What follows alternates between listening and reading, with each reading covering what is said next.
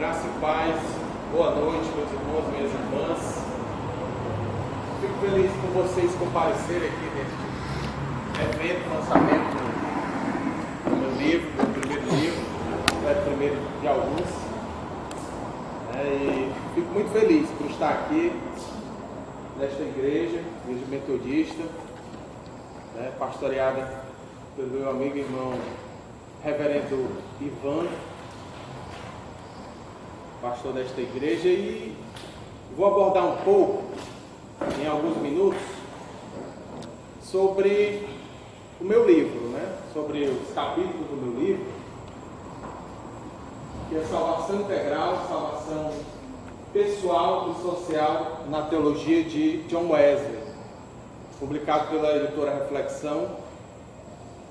Eu agradeço a Deus por ter proporcionado a escrita deste livro, agradeço a Reflexão por publicar o livro, e agradeço a todos vocês que estão aqui, leitores, para que haja muitos outros, E isso é um incentivo para as minhas pesquisas, para eu poder mais me empenhar na escrita, como um todo. Então, sem mais delongas, no primeiro capítulo do livro eu abordo a questão de como John Wesley entendia a salvação, a mecânica da salvação. Só relatando um pouco sobre John Wesley. John Wesley foi um grande avivalista do século XVIII, pastor da igreja anglicana e professor de Oxford, se aposentou como professor de Oxford, e sempre foi um ministro anglicano. Ele nunca se separou da igreja anglicana. E John Wesley, ele é conhecido na história, tanto história, digamos assim, sacra quanto secular, como um grande personagem da história da Inglaterra. Ele ficou conhecido não somente no aspecto religioso, mas no aspecto social também, como nós vamos ver daqui a pouco.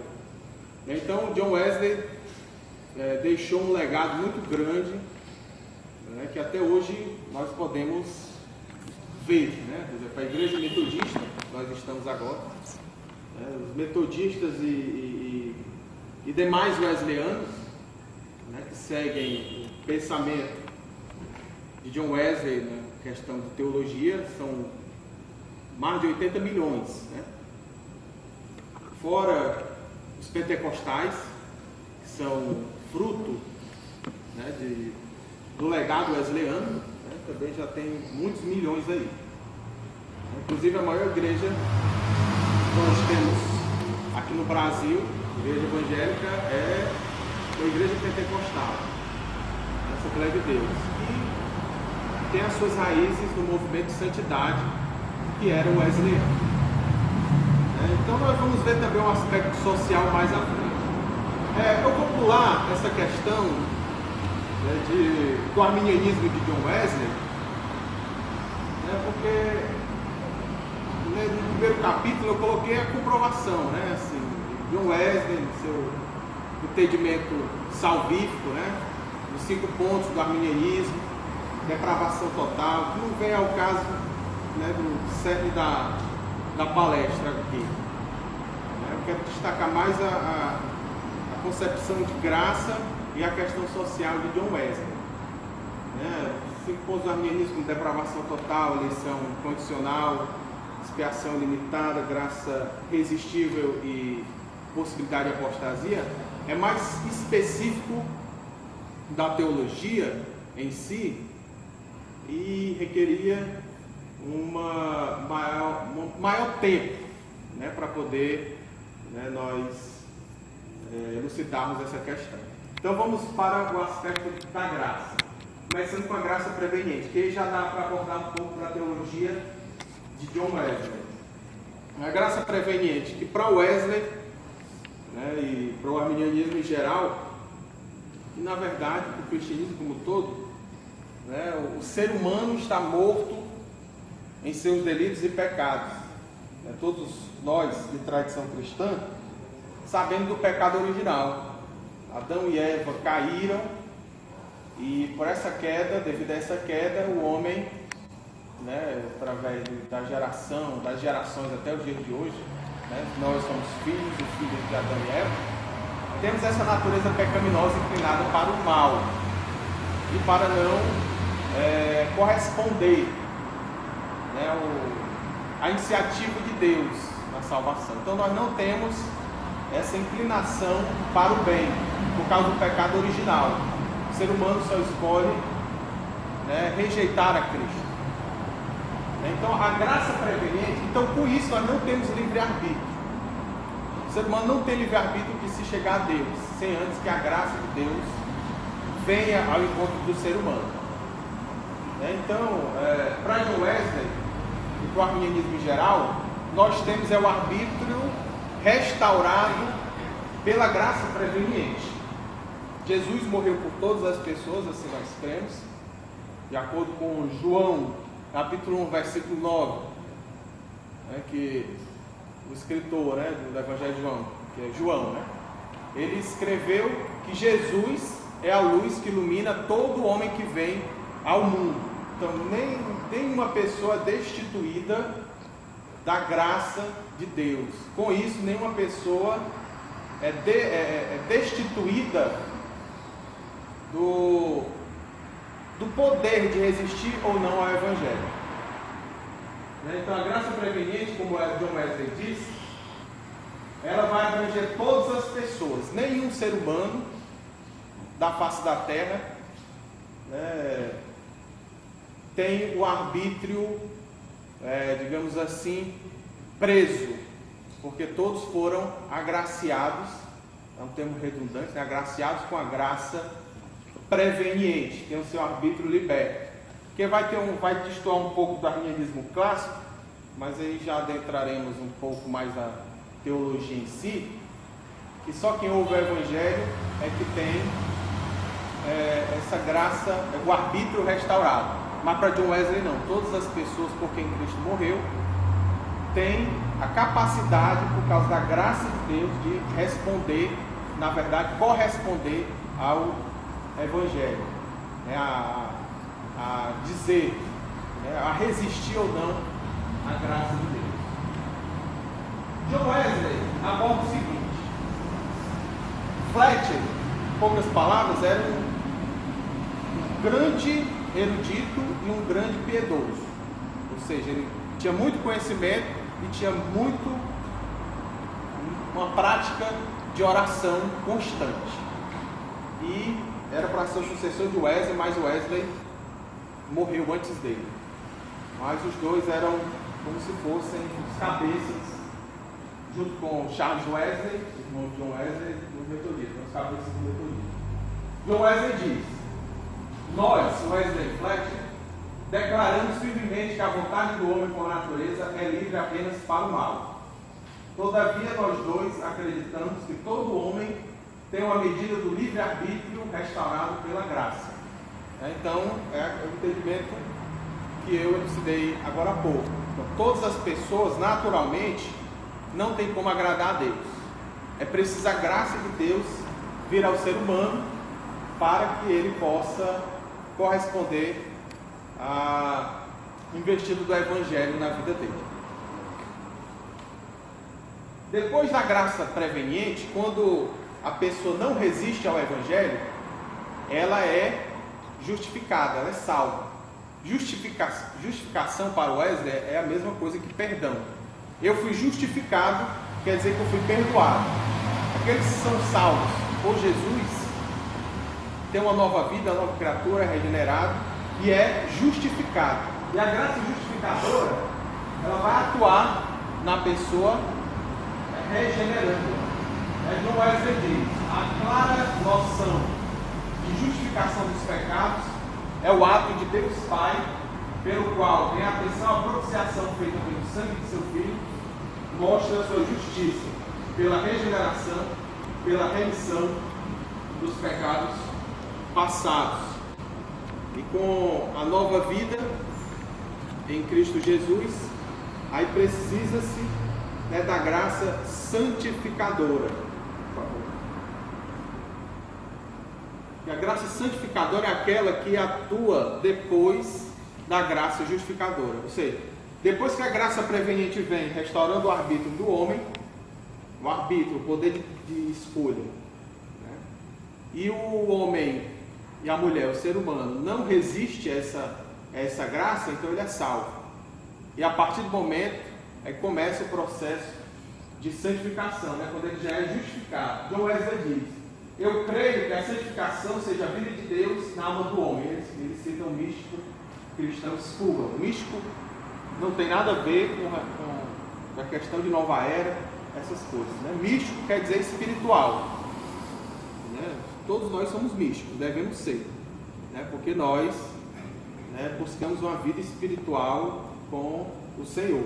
Então é nesse critério místico, porque a palavra hoje em dia místico tem mais a ver com a questão de nova era, questão de esoterismo, mas o propósito original de misticismo é relacionado à questão espiritual. Uma coparticipação da natureza divina, 2 Pedro 1,4, né?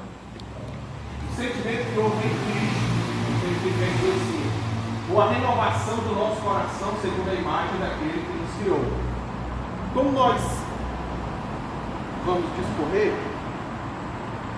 John Wesley, ele tinha um entendimento com relação à graça santificadora mais alinhado com o catolicismo, e o catolicismo oriental, né? O catolicismo, né, da vertente ortodoxa, né? Nessa parte, ele não é muito, digamos assim,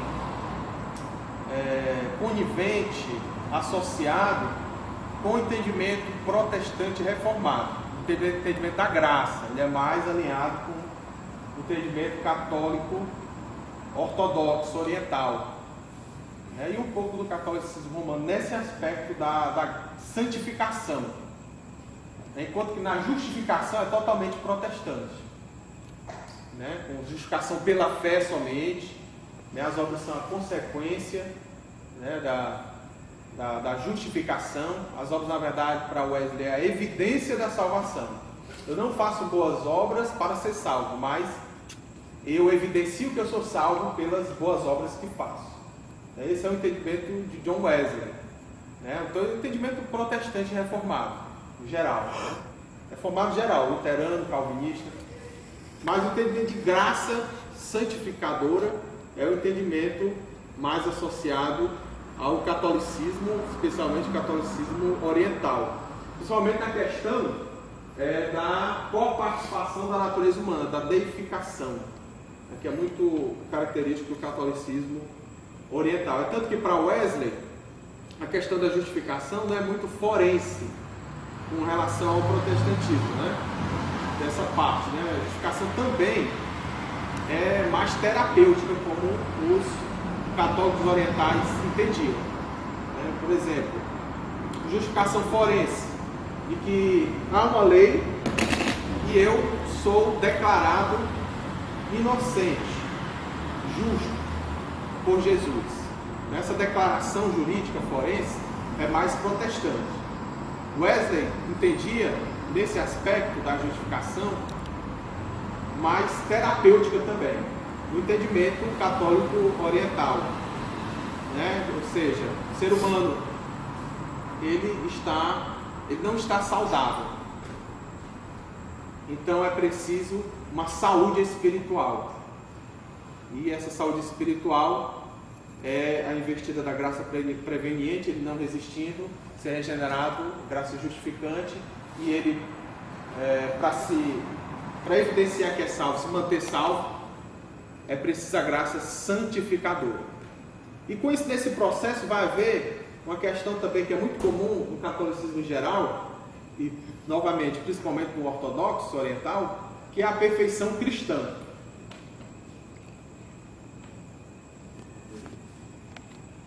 Da perfeição cristã, que que causou muitos escritos a Wesley, né? Causou muitas desavenças, muitos mal entendidos, né?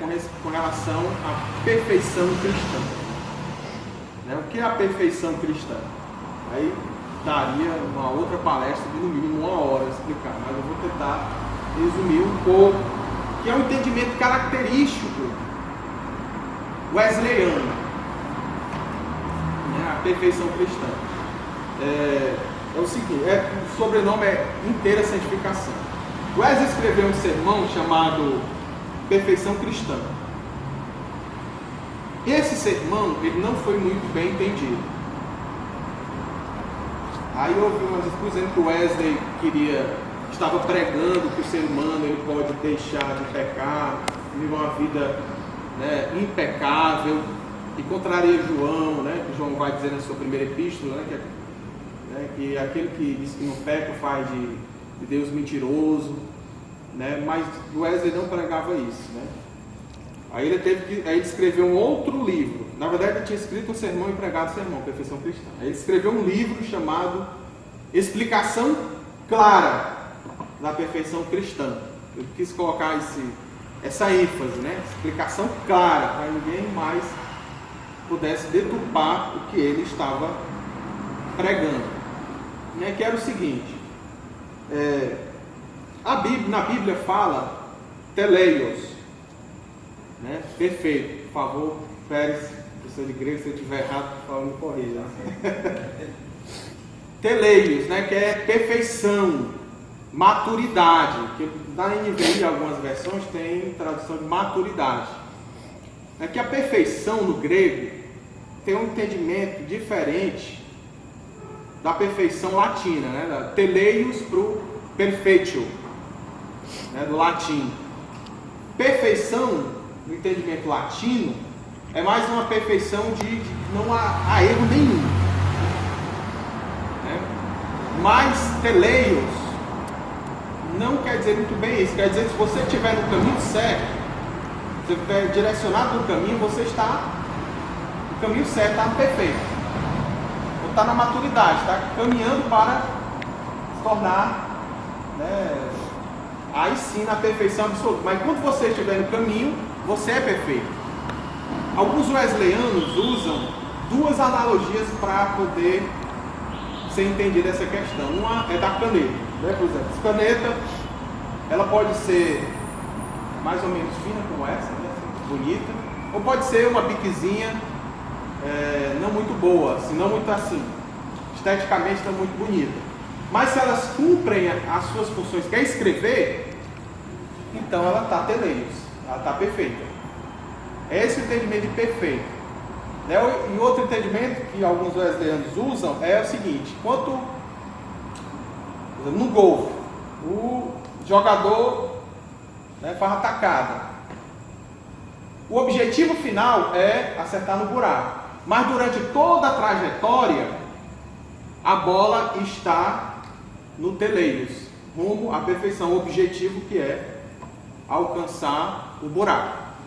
Então nós devemos buscar a perfeição no sentido de maturidade, no sentido de buscarmos a santificação, sermos santos, agradando sempre o Senhor, fazendo sempre a sua vontade, para chegarmos no objetivo, né, que é a glorificação. Esse é o entendimento que Wesley pregava, né? E ele dizia que aquele que está nesse processo de perfeição, ele não peca voluntariamente.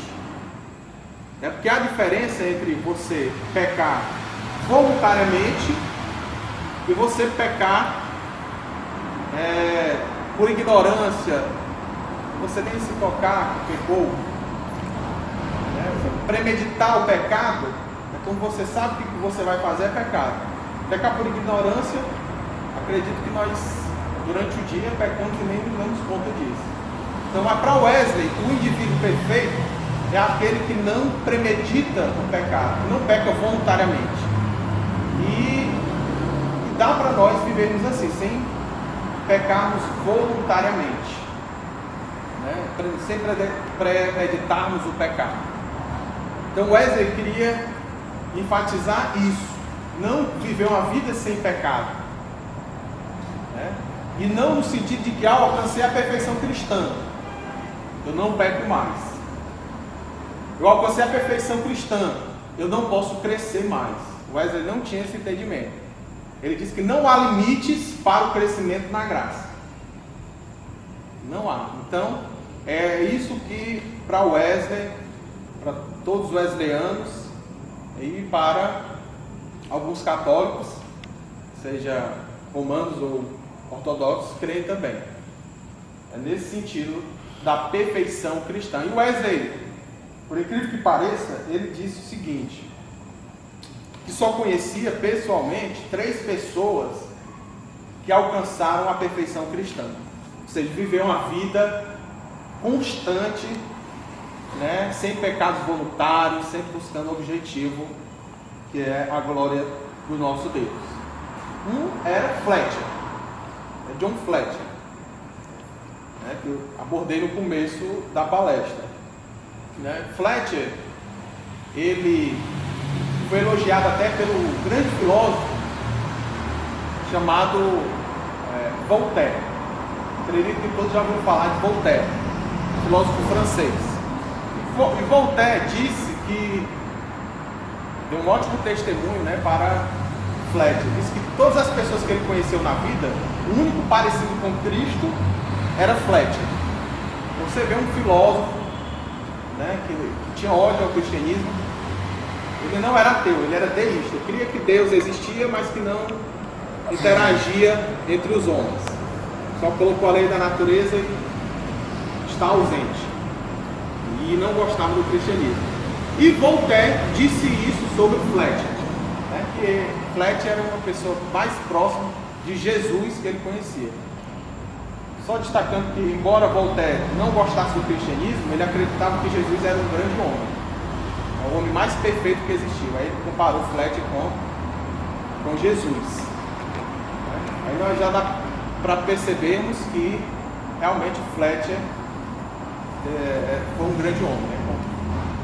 Dizendo que tanto John Wesley quanto Voltaire testemunharam a seu favor. E os outros 2, pode até causar alguma surpresa aos irmãos, que os outros 2 que alcançaram a perfeição cristã no entendimento de Wesley não eram protestantes, eram católicos romanos, que eram Marquês de Rente e Gregório Lopes, né, que eram pessoas que buscavam uma espiritualidade com o Senhor e procuravam evidenciar essa espiritualidade através, né, de obras, de boas obras, não obras da lei, mas de boas obras, né? Então esses 3 é que o Wesley disse que conheceu, que alcançaram a perfeição cristã. Aí me pergunta, mas o Wesley não alcançou a perfeição cristã? Ele não vai dizer, porque quem alcança a perfeição cristã não vai dizer, né? Eu sou perfeito, né? Ninguém vai dizer. Então, se alguém que diz que alcançou a perfeição cristã, ela já deixou de alcançar no momento que disse, né?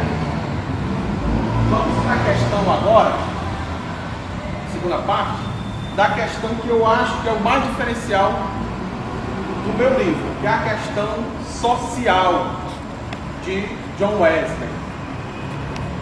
Muitos, quando veem John Wesley, quando leem sobre John Wesley, quando pensam acerca de John Wesley, tem a impressão, vem logo à mente, que John Wesley era aquele velhinho, né, que vem até a capa do livro, né, aquele velhinho de cabeça branca, de cabelos brancos, só preocupado com a questão espiritual, salvar as almas do inferno, né, e só um grande avivalista. Mas John Wesley não foi somente não estou minimizando esse aspecto, mas John Wesley não foi só isso, né? Não foi só isso, foi um homem culto, um acadêmico, e um homem que se preocupava principalmente com as questões sociais.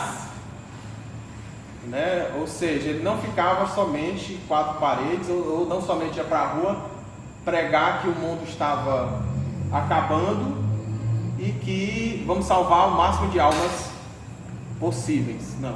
John Wesley se preocupava em transformar a sociedade, né? Ele tinha esse entendimento de que é preciso, né, o evangelho ser pregado integralmente, salvar a alma, salvar o corpo da pessoa, salvar a sociedade ser transformada. Aí um pode perguntar, mas isso aí está parecido com o movimento que temos hoje em dia, né? Que é a missão integral, né? No meio evangélico, mas a missão integral, porque a teologia da libertação focava mais na questão social. Mas eu faço uma crítica no livro, tanto à missão integral, quanto à teologia da libertação, quanto ao evangelho social, que é anterior a essas duas correntes, que eu vou abordar um pouquinho depois. Então, John Wesley, ele se preocupava com a integralidade do evangelho, a integralidade da salvação, por isso que eu coloquei o título, né? Salvação integral, né? Salvação pessoal e social na teologia de John Wesley, né? Então, John Wesley se preocupava com as questões sociais, preocupava que o evangelho transformasse a sociedade, tanto espiritual quanto social, né? Que o evangelho fosse integrado, né, em todos os ramos da cultura, seja na arte, seja na música, seja nas classes sociais, né, seja na economia, né, que hoje em dia é muito parecido com a proposta, né, de Francis Schaeffer, de Hans Huckmacher, de Hermann Dover, que trabalham mais nessa questão, de Abraham Kuyper. E John Wesley se preocupava com a questão social altamente, né? Por exemplo, essas citações são meio longas. Pode passar. Volta a foto da pobreza. Vou ler alguma parte. A pobreza, John Wesley falando da questão da pobreza, né? Da questão social. A pobreza não traz consigo coisa pior que o fazer com que os homens se tornem sujeitos à mofa. Mas não é a falta de alimento pior do que isso? Deus proclamou como maldição sobre o homem o fato de que ele deveria ganhar o pão com o suor do seu rosto. Mas quantos há neste país, ele está falando da Inglaterra do século XVIII, mas quantos há neste país cristão que trabalham e suam e afinal não tem sentido, não tem senão que lutar contra a tristeza e a fome? Não é triste para alguém, depois de um dia pesado de trabalho, chegar à sua casa pobre, suja e sem conforto e não encontrar pelo menos o alimento necessário à reparação de suas energias? Refleti vós que tendes vida tranquila na terra e de nada tendes necessidade, senão de olhos para ver, de ouvidos para ouvir e de coração para entender o quanto Deus vos tem feito. Quão terrível é o procurar o pão diariamente e não achá-lo. Talvez o encontrar o conforto de 5 ou 6 filhos, clamando por aqui, que não podeis dar? Não é porque o homem é contido por mão invisível que ele desde logo não amaldiçoa a Deus e morre? Oh, falta de pão, falta de pão. Quem pode dizer o que isso significa enquanto não o sente em si mesmo? Fico atônito, porque isso não causa mais do que tristeza mesmo àqueles que creem. Então nós vemos aqui um relato de Wesley falando acerca da pobreza. O John Wesley,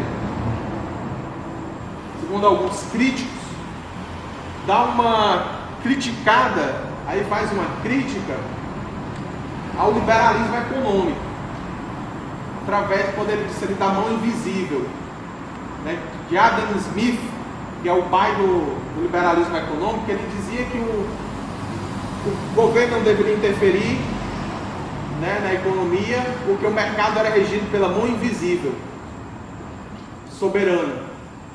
Então as pessoas poderiam comercializar livremente, porque na busca de cada um buscando para si o seu melhor, todo mundo tende a ganhar, né? Então esse é o pensamento mais liberal, né? John Wesley criticava esse entendimento egoísta, né? Não, eu busco meus interesses, cada um buscando seus interesses, então a sociedade vai melhorar.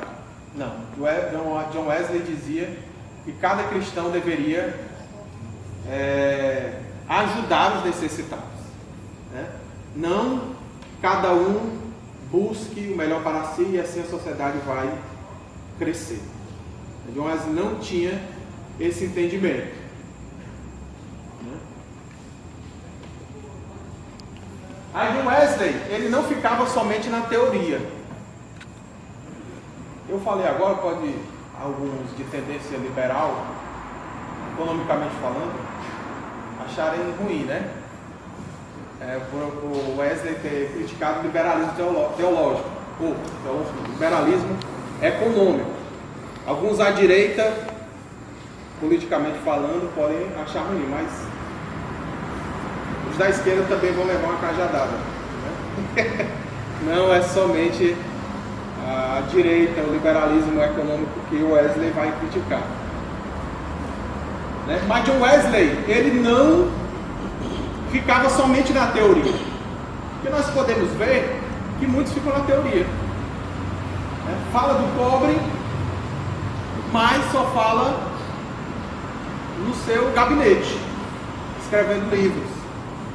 John Wesley não, ele falava sobre a pobreza, mas ia à pobreza, né? Como nós vimos aqui nesse relato. John Wesley, aqui no seu diário, 8 de fevereiro de 1753. À tarde visitei muitos enfermos, mas me entristeci por ver tal cenário ainda inalterado. Não existe nenhum como tal a ser encontrado em um país pagão. John Wesley foi missionário na Geórgia, nos Estados Unidos, né?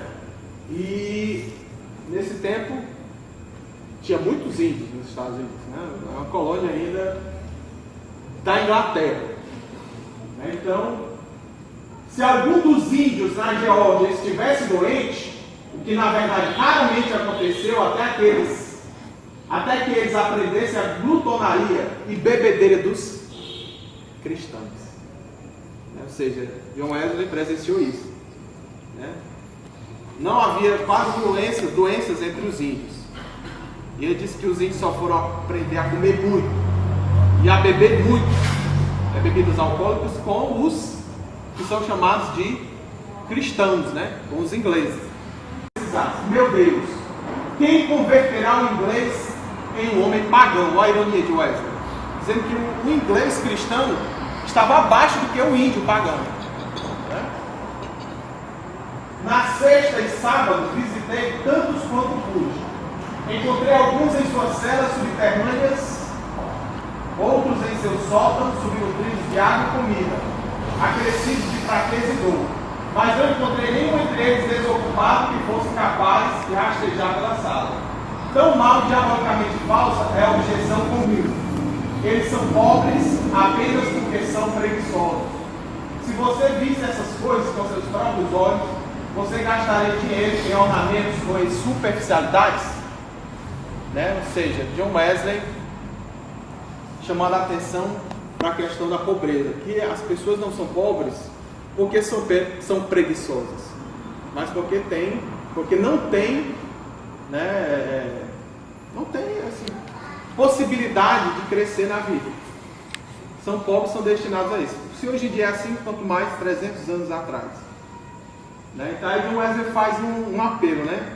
Se você experimentasse isso, ver isso, ficasse algum tempo com ele, será que você gastaria dinheiro em coisas supérfluas, né? Superficialidades, em ornamentos, né? Podendo alimentar uma criança faminta, pai de família, John Wesley tinha esse pensamento. John Wesley vai relatar o seguinte: relatei a sociedade, uma sociedade metodista, que tinha várias, né?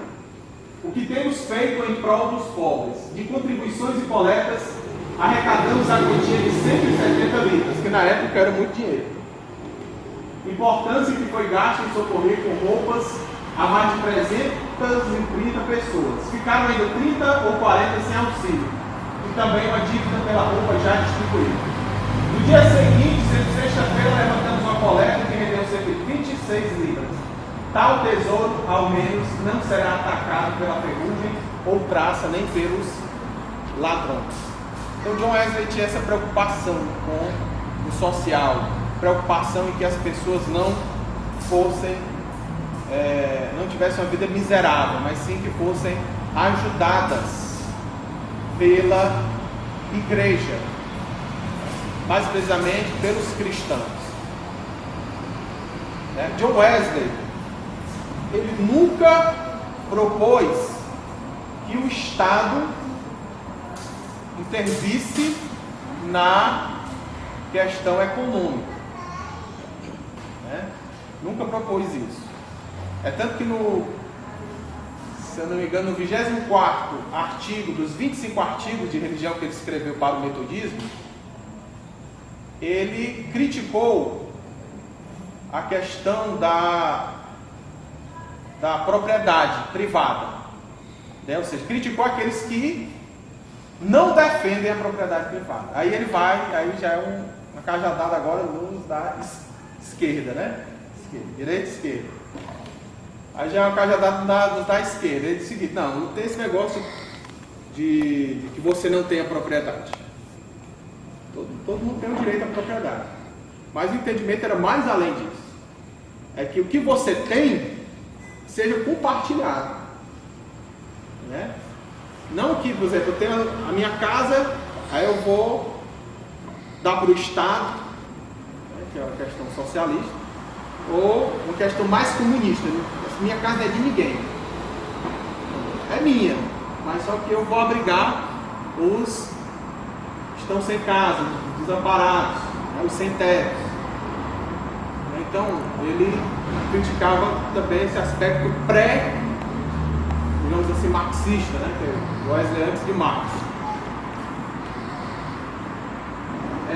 Interessante é o seguinte: John Wesley vai recomendar que uma dama, todos nós conhecemos, é o lord inglês, uma dama inglesa, aquela bem pomposa, uma mulher bem vestida, mulher de classe alta, E havia alguns metodistas da classe alta, a maioria era de classe baixa, mas tinha alguns de classe alta. E ele vai recomendar a uma madame inglesa que ela saia de sua casa muito bem estruturada e visite os pobres, lá numa favela, contextualizando. E ele diz o seguinte para essa mulher: não restrinja suas conversas às pessoas distintas e elegantes. Eu gostaria disso tanto quanto a senhora, mas não consigo encontrar um precedente para isso na vida do nosso Senhor, nem de nenhum dos apóstolos. Minha cara amiga, que a senhora e eu andemos como ele andou. Eu gostaria que a senhora conversasse mais, muitíssimo mais, com as pessoas mais pobres. Porque se não tem gosto, tem almas. Porque se não tem gosto, elas não têm etiquetas, se elas não têm etiquetas, mas elas têm almas, que a senhora pode ajudar no seu caminho para o céu. E elas têm, muitas delas, fé e amor a Deus, em medida muito maior que muitas pessoas que conheço. Entra no meio delas, apesar da sujeira e de uma centena de circunstâncias desagradáveis, para uma madame, inglesa, frequentar um ambiente sujo, como eram as casas pobres. E assim despede-te da dama, ou seja, assim tira esse negócio de dama. Seja uma pessoa comum. Então John Wesley tinha isso, essa questão de que o cristão ele convivesse com a pobreza para ajudar os pobres a saírem da sua miséria. Interessante é o seguinte, John Wesley ele sempre estava em contato com os pobres, sempre. É tanto que um relato bem conhecido, documentado, é o seguinte, de um conhecido intelectual que disse que gostava muito de conversar com Wesley. Ele disse o seguinte: olha, eu gosto muito de conversar com o reverendo John Wesley, mas quando a conversa está muito boa, está muito agradável, o cachorro se despede e vai se juntar na casa de alguma velhinha doente. Ele fica interessante esse cachorro, né? Devia ser tratamento brincadeira, uma brincadeira, né? Ou seja, John Wesley ele não estimava ficar sempre em contato com os intelectuais, né? Ele gostava de ficar com o povão, né? Com os pobres, né? E John Wesley vai ter uma marca, finalizando aqui a palestra sobre o lançamento do livro, que é a questão da escravidão. John Wesley, ele procurou a todo custo acabar com a escravidão. Ele lutou intensamente contra a escravidão. Não foi uma luta assim, eu vou falar aqui e amanhã falo de outra coisa. Não, no ano que vem que eu vou me lembrar de escrever, não. Sempre John Wesley lutou contra a escravidão. É tanto que o debate,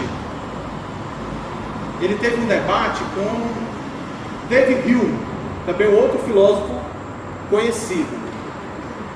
Interessante é que John Wesley ele era moderador de debates lá. Não, tá certo. Que a minha mulher está dizendo aí para finalizar.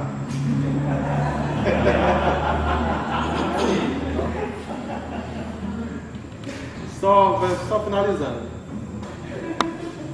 A questão da escravidão. Sim, John Wesley era moderador dos debates públicos em Oxford. Como ele era professor de Oxford, e ele era encarregado, né, dos debates públicos. Ele debateu publicamente com David Hume. David Hume, filósofo muito gabaritado, muito conhecido da época, escocês, né, britânico. Ele defendia a escravidão. Olha a elite intelectual da época, defendendo a escravidão. E John Wesley, né, professor universitário, reverendo da igreja da Inglaterra, contra a escravidão. E houve esse debate todo, né, sempre focando, né, John Wesley, que a escravidão era um mal social que deveria ser acabado há muito tempo. É tanto que a última carta de John Wesley que ele escreveu foi para William Wilberforce. Foi um grande parlamentar britânico que lutou contra a escravidão e conseguiu acabar com a escravidão. William Wilberforce. Eu até sugiro para que vocês vejam o filme Amazing Grace, que relata, né, essa trajetória de William Wilberforce lutando contra a escravidão. Esse título, Amazing Grace, é devido ao hino muito conhecido nos Estados Unidos, né? Amazing Grace, que aborda a questão, na verdade a questão de escravidão. Eu era um escravo, né? Maravilhosa graça que me salvou, eu era escravo, mas esse escravo, no sentido original, era que o compositor era dono de escravos, o John Newton, e que ele se converteu e passou a vida todinha se lamentando, né, porque era um vendedor de escravos, um traficante de escravos. Aí, quando ele se converteu, ele deixou isso, mas assim, o passado dele, né, como todo cristão convertido, de fato, autêntico, teria essa vergonha de ter sido um traficante de escravos. Né? Então, o nome do título do filme é por causa disso, e da música. Né? Em português é Uma Jornada para a Liberdade. Olha aí, Uma Jornada para a Liberdade. Obrigado. O título, você pode colocar no YouTube, que tem lá. John Wesley, quem então é escravo? John Wesley dizendo: Olhai para a América e vereis. Vereis aquele negro desfalecendo sobre a carga, sangrando sobre o chicote. Ele é um escravo. E não há diferença entre ele e seu mestre? Sim. Um está gritando morte, escravidão. O outro silenciosamente sangra e morre. É um relato bem comovente, né? Sobre a questão da escravidão que John Wesley relata. Mas ainda quando Wesley vai descrever a trajetória de um negro escravo vindo lá do seu lugar para a Europa. Quando os navios chegam ao seu porto de destino, os negros são novamente expostos aos olhos da multidão reunida e à avaliação de suas aquisições, então separados para as plantações de seus vários mestres, para nunca mais se verem. Aqui se pode ver mães agarradas às suas filhas, molhando os seios nus com as lágrimas, e filhas agarrando-se aos pais, até que os chicoteadores logo os obrigam a se afastar. E o que pode ser mais vil do que a condição em que então entram? Banidos de seus pais e seus amigos e familiares para sempre, os confortos da vida são reduzidos a um estado pouco preferível ao de animais. Terá o Criador pretendido que as criaturas mais nobres do mundo visível vivessem uma vida como esta? É de novo um relato comovente que John Wesley faz acerca da escravidão negra, né? de filhos serem arrancados de suas mães, maridos de suas mulheres, pais de seus filhos, todos sendo considerados como mercadorias, como propriedades, né? O negro era visto até um pouco mais de 100 anos atrás, né? Aqui no Brasil, era visto como mercadoria, como propriedade de alguém.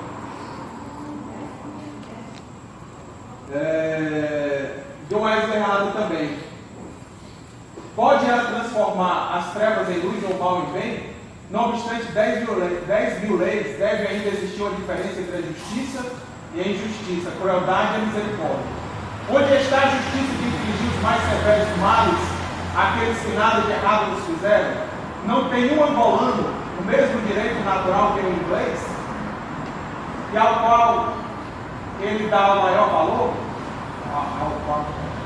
Eu renego totalmente que toda propriedade de escravo seja coerente com qualquer grau de justiça natural. Ele renegando,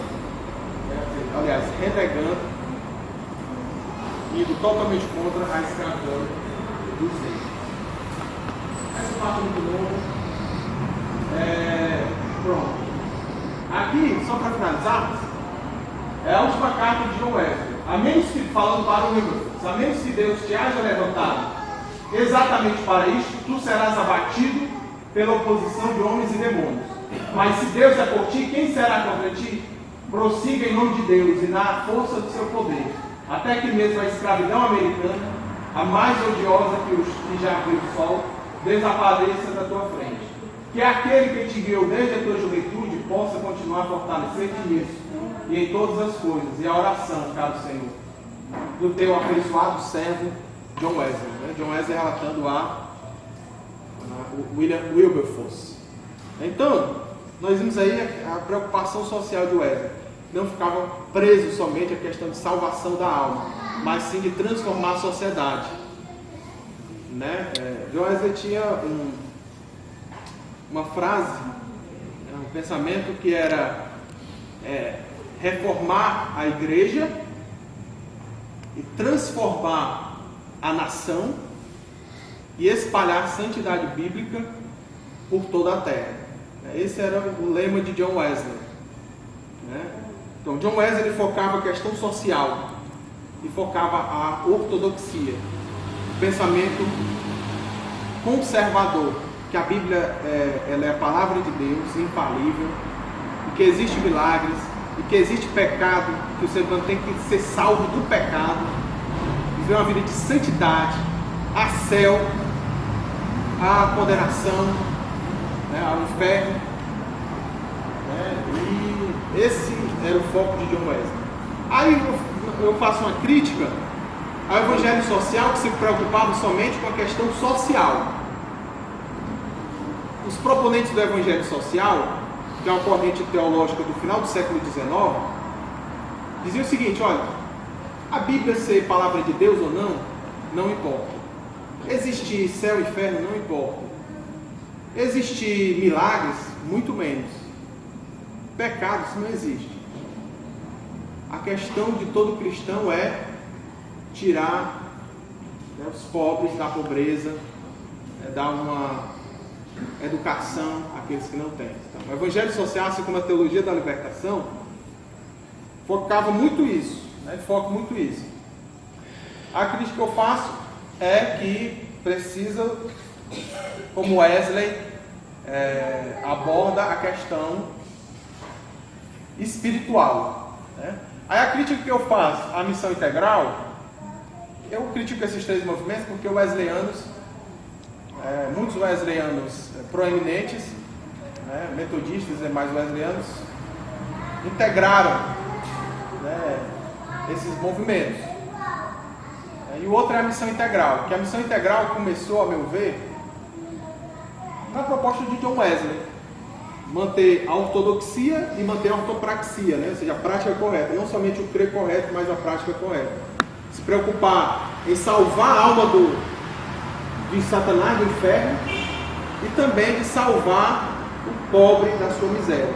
Então, a missão integral, ela começou com essa proposta, né? Grandes proponentes que pregam isso, essa missão integral, de fato, é John Stott, conhecido de muitos, e René Padilha também, né?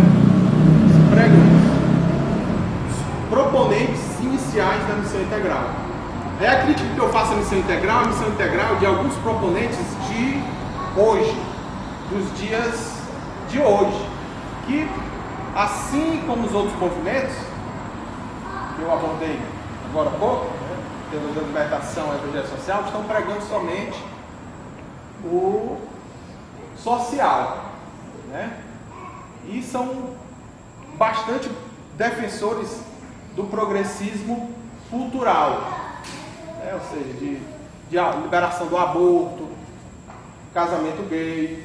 E como eu sou conservador, e eu seguindo, que no meu entender, John Wesley, e seguindo mais especificamente Jesus e as Sagradas Escrituras, temos esse concebimento, né, conservador, né, de preocupar com essa crença correta. Então, a crítica que eu faço à missão integral não é nem a missão integral inicial, a raiz, mas sim a missão integral atual. Eu vejo que isso acabou para outros, digamos assim, outros ramos que não são o ideal. Então, meus queridos, minhas queridas, eu agradeço por vocês estarem aqui, né, e que aqueles que puderem ler o livro possam ser edificados. Qualquer coisa, eu estarei para dialogar com vocês. Amém?